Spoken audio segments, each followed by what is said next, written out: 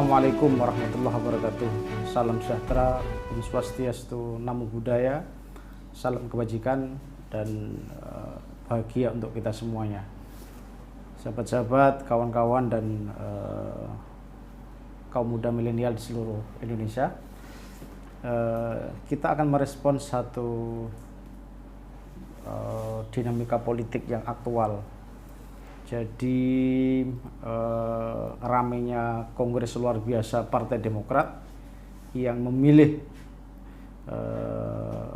staf kepresidenan Pak Muldoko, Purnawirawan Jenderal Muldoko menjadi nahkoda Partai Demokrat versi KLB di Deli Serdang, itu menimbulkan banyak perbincangan ya. Saya kira udah banyak analisis politik, tapi kami di sini akan bicara dari perspektif yang lain ya. Kalau bicara soal konflik internal partai politik, kalau bicara soal perpecahan partai politik, itu bukan hal baru. Jadi jangan anggap ini, terutama generasi milenial ya yang lahir pasca reformasi ya, mungkin tidak banyak mengikuti isu-isu perpecahan partai politik itu. Justru kalau nggak ada konflik di partai politik, nah itu malah kita pertanyakan. Ini menjadi apa? Ini sudah menjadi platform, menjadi trademarknya parpol di Indonesia di situ, perpecahan. Kalau mau dilihat dari aspek mana? Apa sih faktor-faktor yang menyulut atau mengkondisikan, mengarahkan pada perpecahan partai politik? Kalau kita melihat di Demokrat ini, itu juga terjadi pada partai-partai terdahulu. Bahkan sebelum Republik Indonesia diproklamasikan, perpecahan di kubu organisasi pergerakan yang kelak embrio-nya menjadi embrio parpol ketika Indonesia merdeka melalui maklumat waktu presiden itu juga terjadi. Syarikat Islam itu yang dirintis oleh gurunya para guru bangsa, Haji Umar Said Cokroaminoto. Ini mertuanya Bung Karno, mertua dan gurunya Bung Karno dan guru para bapak bangsa ya. SI ketika itu pecah menjadi SI Merah yang dipimpin oleh Semaun, yang kelak menjadi Partai Komunis Indonesia, dan SI Merah Semaun kelak menjadi Partai Komunis, SI Putih yang dikendalikan oleh Cokroaminoto sendiri. Tapi perpecahan partai politik, konflik internal ini ada satu hal yang menarik. Selalu ada peran atau intervensi kekuatan besar, baik itu kekuatan politik, kekuatan modal, atau kekuatan rezim ya. Maka jangan heran dong Cikias, AHY, SBY kalau tiba-tiba partainya mengalami pecah nahkoda, pecah kongsi.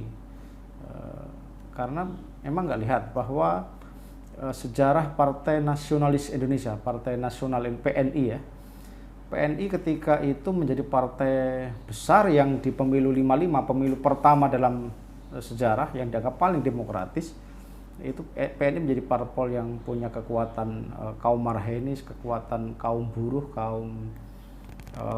kaum rakyat ya. Jadi partai rakyat, partai massa ketika itu. Belum partai kader tapi partai massa. Tetapi ketika Orde Baru naik panggung, rezim Soekarno Orde Lama tumbang, maka ketakutan, kekhawatiran Orde Baru di bawah Soeharto ketika itu, bagaimana kalau suatu saat nanti kekuatan PNI yang menggunakan simbol Soekarno, yang menggunakan public figure Soekarno ini ternyata mengancam kekuasaannya ya, mengancam kekuasaan Soeharto, maka caranya adalah PNI dibelah dua. Ada PNI kubu Ali Sastro Amijoyo dan Surahman yang disingkat PNI ASU. Jadi ASU bukan ASU anjing ya, tapi PNI kubu Ali Sastro Amijoyo dan Surahman. Satu sisi ada PNI kubu OSA dan ASEP. Tujuannya apa? Satu hal, agar konsolidasi PNI di era Soeharto ini sudah bisa dibendung, untuk memecah belah, untuk mendelegitimasi, untuk mendenominasi, untuk mendeparpolisasi ya. Itu caranya begitu. Dan ini juga berkembang ketika sebelumnya Masyumi dengan NU keluar dari gerbong besar Partai Islam Masyumi. Kemudian ketika ada kebijakan fusi ya, fusi itu bergabungnya seluruh parpol, multi parpol ke dalam dua gerbong partai politik, satu golongan kekaryaan, satu golongan karya, satu Partai Persatuan Pembangunan, seluruh partai Islam harus bergabung di sana. Ada Perti, ada Masyumi, ada macam-macam, ada faksi-faksi ya, Tarbiyah Islamiyah. Kemudian PDI ini ada Partai Kristen, Partai Katolik, kemudian segmen Partai Buruh dan sebagainya bergabung di tiga gerbong besar ini. Di tengah jalan juga ada konflik. Bagaimana partai-partai Islam yang ada di gerbong besar, rumah besar Partai Islam P3 itu juga mengalami guncangan. NU sempat menarik diri dari P3. Kemudian biasalah ini karena perwakilan, kalau mau dipetakan aspirasi politik bangsa Indonesia itu kan mengerucut pada tiga hal. Satu, pada nasionalisme, biasanya diwakili oleh kubu PNI, kemudian di PDI ketika era Orde Baru, ketika era fusi, kemudian gerbong Islam, kemudian ada gerbong sebenarnya gerbong Marxisme sosialisme ini ya, mengerucut pada itu. Jadi itu wajar ada peran penguasa, peran kekuatan besar, terutama kekuatan politik yang sedang berkuasa, itu punya kepentingan agar partai-partai di luar koalisi, di luar pendukungnya dia itu tidak menjadi besar, tidak menjadi kekuatan besar yang suatu saat berpeluang menghambat rezim ini. Dan kita lihat